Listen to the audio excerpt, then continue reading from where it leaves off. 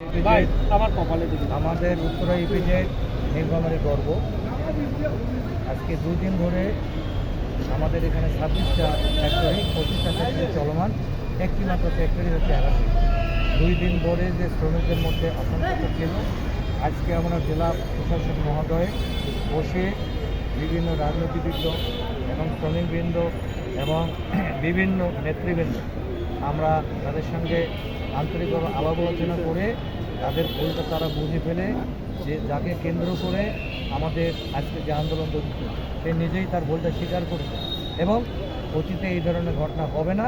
তারা ওয়াদা করেছে কালকে থেকে ইপিজেড আপনার উত্তরা ইপিজেডের এভারগ্রিন চলমান থাকবে, শ্রমিকরা এই ধরনের আর ঘটনা ঘটাবে না। তারা ওয়াদাবদ্ধ করে তারা আমাদের কথা দিয়েছে। আমরা তাদেরকে বলেছি যে আপনারা এই ধরনের কোনো ঘটনা ঘটাবেন না। যদি কোনো ঘটনা ঘটান, আমরা নেতৃবৃন্দ আছি, আপনার জেলা প্রশাসক আছে, পুলিশ মহোদয় আছে, আপনারা তাদেরকে অভিযোগ করবেন। আমরা অভিযোগগুলো নিয়ে আমরা তদন্ত করব। যদি সত্যতা পাই আমরা কোম্পানিকে ধরবো, আমরা ব্যবসা করব। ধন্যবাদ। আসলে অবশ্যই যে একটি অস্থিতিশীল পরিবেশ ইপিজেড নিয়ে তৈরি হয়েছে, এরকম আমাদের যে নীলফামারীতে স্থাপনাগুলো হওয়া দরকার, যেগুলো হওয়া উচিত, সেগুলো তো আসলে এভাবে চললে কোনোভাবেই সম্ভব না। আসলে আমরা দেখছি, যেটা লক্ষ্য করা যায়, যে এই যে আমাদের যে শ্রমিক ভাই বোনেরা আছে, এনারা অত্যন্ত সহজ এবং সরল।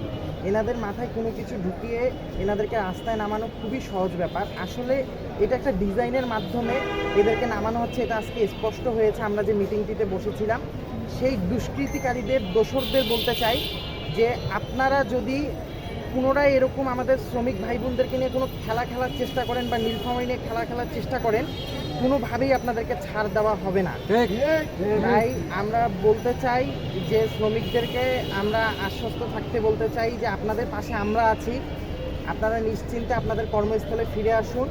এবং ওই দোসরদেরকে আবারও বলতে চাই, আপনারা হুঁশিয়ার এবং সাবধান হয়ে যান। এই ইপিজেডটা হওয়াতে হচ্ছে এই সাধারণ গৃহীত আমাদের নীলফামারীতে একসময় মঙ্গাপীড়িত এলাকা ছিল, মানুষ দুবেলা ঠিকভাবে খেতে পারত না। আজকে এই ইপিজেড আসার ফলে 30,000 মানুষের কর্মসংস্থানের ব্যবস্থা হয়েছে। তো এটা আসলে আমাদের নীলফামারীতে অনেক সম্ভাবনাময় তৈরি করে। তো সেই ক্ষেত্রে অবশ্যই ইপিজেডে আমাদের আরও কিছু কোম্পানির দরকার, বিদেশি বিনিয়োগকারী প্রতিষ্ঠানের দরকার আমরা মনে করি।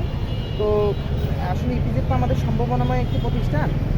আমরা চাই যে এটি সুন্দরভাবে পরিচালিত হোক, কোনো কালো কোনো দোসর দ্বারা যাতে এটা কোনোভাবে প্রভাবিত না হয়।